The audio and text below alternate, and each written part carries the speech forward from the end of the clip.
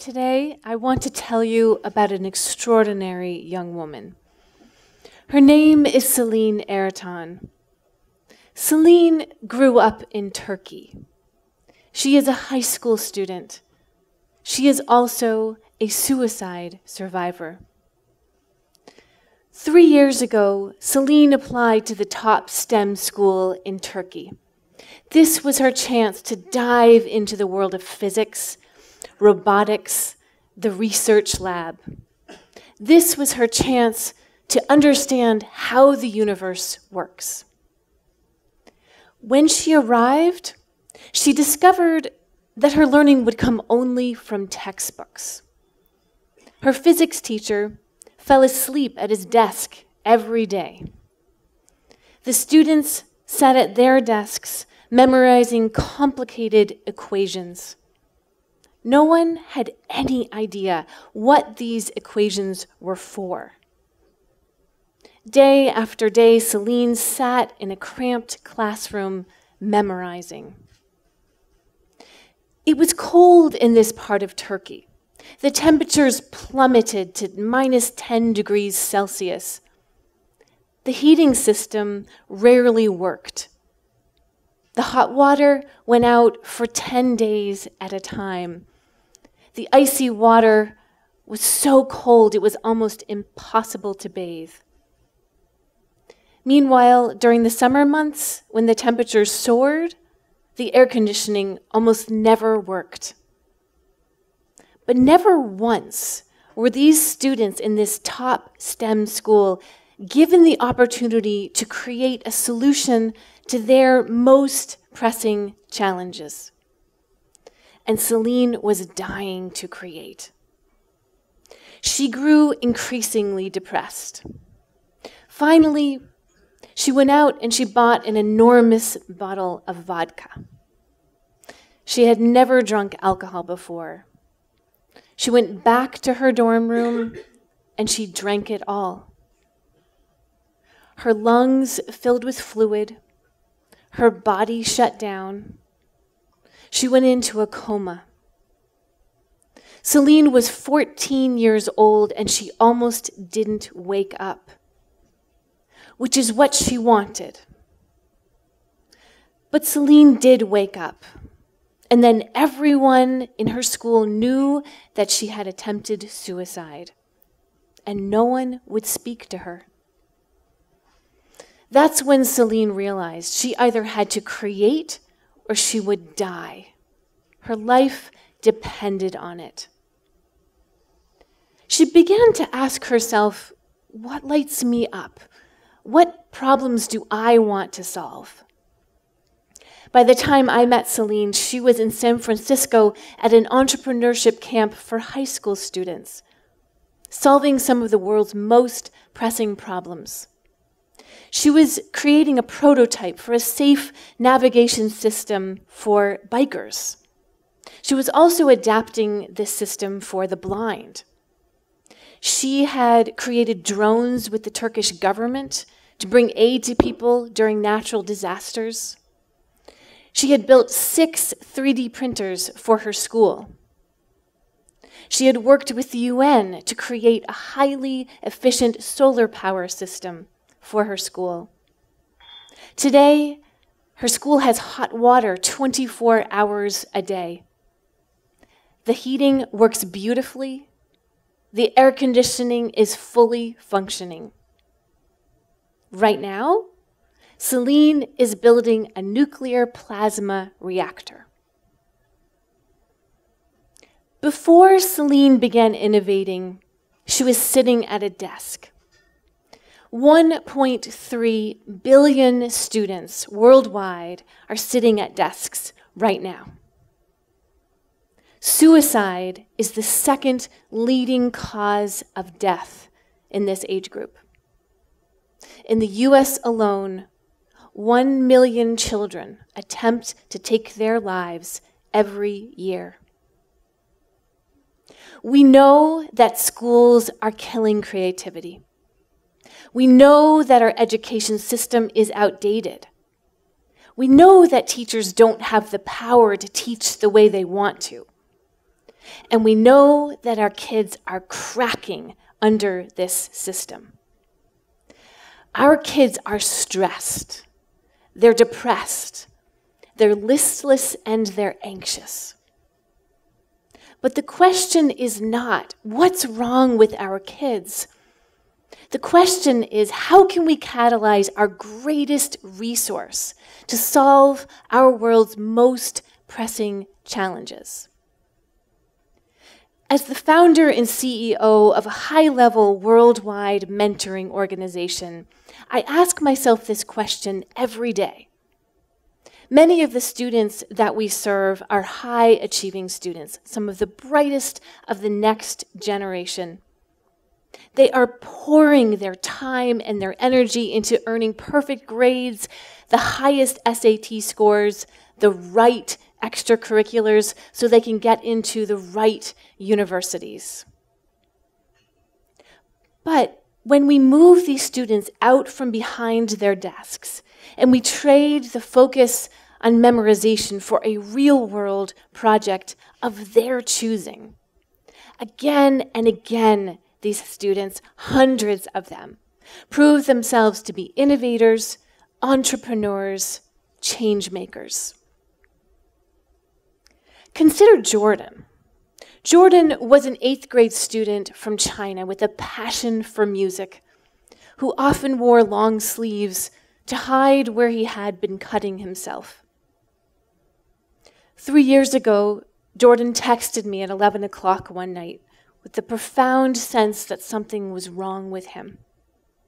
"I just don't want to hurt myself again," he told me over the phone.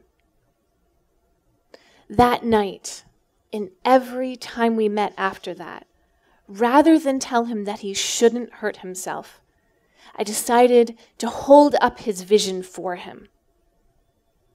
"You have a gift," I told him. "You have something beautiful to bring to this world." I asked him, "What lights you up? What problems do you want to solve? What do you want to create?" Jordan began working on a multi-genre music fair. He invited musicians from his school and his local community to join him. And then, just as he was gaining momentum in the middle of his junior year, his mother was diagnosed with stage 4 lung cancer. Jordan went into a state of shock. But to his amazement, the old anguish did not return. He continued pouring energy into his music fair. By enriching others through music, he found joy. He discovered a whole new sense of purpose. "I wouldn't be here if it weren't for this," he confided. Through his creative expression, Jordan was able to continue without becoming paralyzed, without doing himself harm. Now, Jordan told me recently, I have the strength to make it through anything. Here's the gold nugget. Jordan's mom is in remission. Jordan's ability to thrive in the face of death inspired her to live. His innovation ignited a whole new level of resilience in his mother. She has lived long past the 6 months she was given. When we begin to ask our students, what lights you up and what problems do you want to solve, we catalyze them.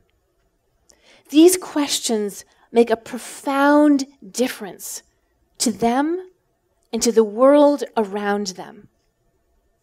These questions are the difference between life and death. And their answers have the power to shift the world as we know it.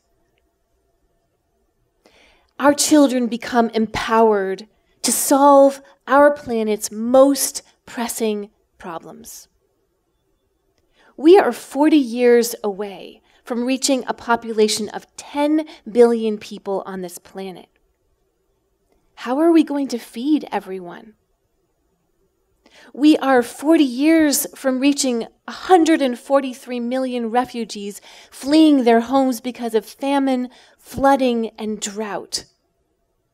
Where are they going to live? Less than a decade ago, we had 8 million tons of plastic in our oceans. Today, we have 165 million tons of plastic. Soon, we will have more plastic than fish. How are we going to clean up our ecosystems? When students begin to ask questions like these, they transform themselves into powerful innovators, and they save lives. Our kids matter. They have something vital to bring to this world. Their impulse to innovate drives them to create. They grab pens and turn them into arrows, twist grass into crowns, grab trash bags and turn them into jump ropes. They have the instinctive ability to innovate their world. And yet, 90% of this creativity vanishes by the time they have graduated from high school. We need a revolution in our education system. We need to design a system that encourages our students to become our most creative innovators. We need to stop telling them to sit down and be quiet and memorize. We need to start asking them questions. Questions that lead to hope, empowerment, and innovation. Imagine if our schools were project-based learning sites in the real world, where students gained knowledge about the challenges in their communities right outside their doors, where they learned to ask, what lights me up about this? What do I want to do about this? Our park is littered. Why is it getting littered? How can we contact the police force for better monitoring? How can we weed, pick up litter, create public art, turn this park into a vibrant community space? What would happen if we eliminated the walls of our classrooms, dismantled the boundaries between school and the rest of society, partnered our kids with the community, brought the experts in and the kids out? I'll tell you what could happen.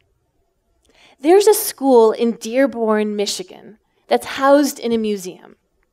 The students work alongside the curators to put the exhibits together as a team. Another school in New Orleans is focused on the preservation and restoration of the coastlands. The students work alongside the community to ensure that Katrina-like flooding never happens again. Another school in Los Angeles serves students who don't have a home. All across the city, educators travel to work with these students in the youth and social service agencies so that these students can access the resources they need in every area of their lives. This isn't just Dearborn. This isn't just New Orleans. This isn't just Los Angeles. This is happening all over the US in schools called the XQ Super Schools. These schools demonstrate that the boundaries between school and the rest of society can be dismantled. These schools are community-driven. They are based on design thinking. They are based on collaboration. No one person owns these ideas. Instead, these schools are bringing the entire community together to ask what they want to create. Students, teachers, administrators, entrepreneurs, community partners, all have a voice in designing a mission-driven culture. These schools are changing the entire system as we know it. Phasing out bureaucracy, weaving in partnership, demonstrating community-driven transformation. We don't have to wait for someone to bring these schools to us. We don't have to wait for someone to spark a revolution in our education system. It's already happening. And we can drive this momentum forward in our own communities right now. We can begin by asking, what lights you up? What lights me up? What problems do you want to solve? What problems do I want to solve? When we begin asking these questions, we are going to see more joy. We are going to see more audacity. We are going to witness our children turning our greatest challenges into our greatest opportunities. Thank you.